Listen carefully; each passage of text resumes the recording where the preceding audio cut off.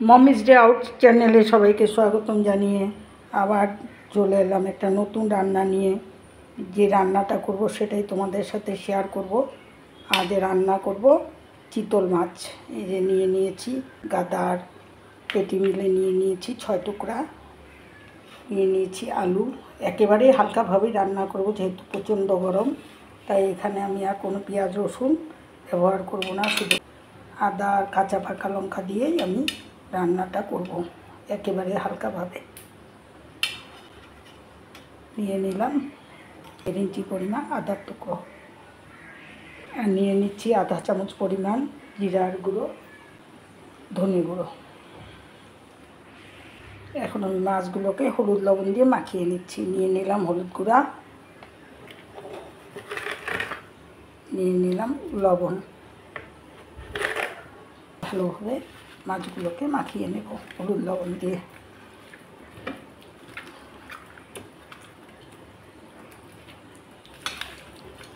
মাছগুলোকে আমি ভালোভাবে মাখিয়ে নিলাম। মাছ ভাজার জন্য আমি কড়াইতে সরষের তেল দিয়ে দিলাম। তেল ভালো করে গরম করে নিলাম। এখন আমি মাছগুলো এক এক করে ছেড়ে দিচ্ছি।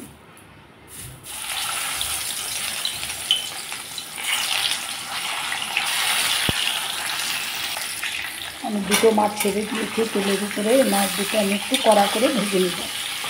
বাকি মাছগুলো আমি একইভাবে ভেজে নেব। এই দুটো মাছ আমি ধুয়ে নিলাম কড়া করে, বাকি মাছগুলো এইভাবেই ভেজে নেব। নামিয়ে দিলাম। মাছগুলো আমি একটু কড়া করে ভেজে নিলাম উল্টাপাল্টা করে। এখন আমি মাছ ভাজার তেলের উপরে আরও সামান্য তেল দিয়ে দিচ্ছি। ফোড়নে দিয়ে দিলাম সাদা জিরা, একটা তেজপাতা, দিয়ে দিচ্ছি টুকরা করা আলু। আমি চিতল মাছটাকে একেবারে হালকা করেই রান্না করব।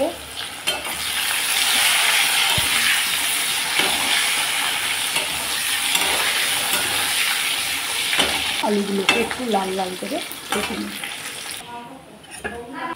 যা আলুগুলোকে আমি লাল লাল করে ভেজে নিলাম, এখন দিয়ে দিচ্ছি পেস্ট করা মশলা।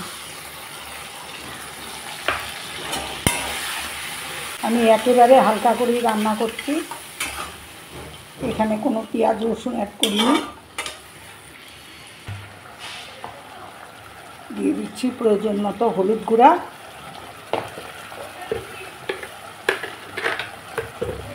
স্বাদ মতো লবণ। এখন আমি আলুটাকে মশলার সাথে ভালোভাবে কষিয়ে নেব। মশলার গাছ থেকে তেলে ছেড়ে দিয়েছে। এখন দিয়ে দিচ্ছি পরিমাণ মতো জল। আমি পাতলা ঝোল করব, তাই জল একটু বেশি দিব। এখন ঢেকে দিলাম। ফোটা পর্যন্ত আমাকে অপেক্ষা করতে হবে। ঢাকনা খুলে দিলাম। এই যে ঝোল বক করে ফুটছে। এখন দিয়ে দিচ্ছি মাছ।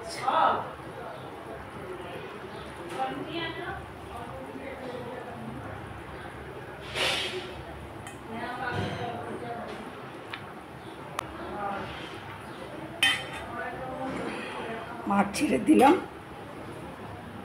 এখন 2 মিনিটের জন্য ঢেকে দিলাম।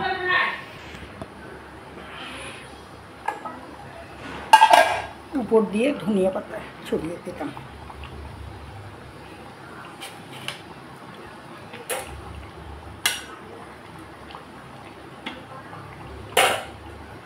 আরও 2 মিনিটের জন্য ঢেকে দিচ্ছি। আমার এই চিতল মাছ রান্নাটা যদি তোমাদের ভালো লেগে থাকে তাহলে একটা লাইক শেয়ার করে দিও। যারা যেখান থেকেই দেখছো রান্নাটাকে পুরোটাই দেখবে, স্কিপ করে কেউ ভিডিও দেখো না, এটা আমার অনুরোধ রইল। আর যারা এখনও দেখছো একটা সাবস্ক্রাইব করোনি, তারা একটা সাবস্ক্রাইব অবশ্যই করে দিয়ে আমার পাশে থেকো।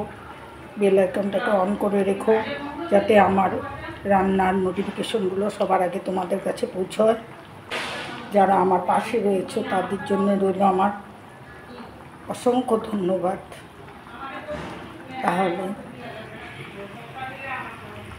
এখন আমি মাছের ঝোলটাকে নামিয়ে নেব। এইরকম পাতলা ঝোল হলে গরমেও কোনো অসুবিধা হয় না।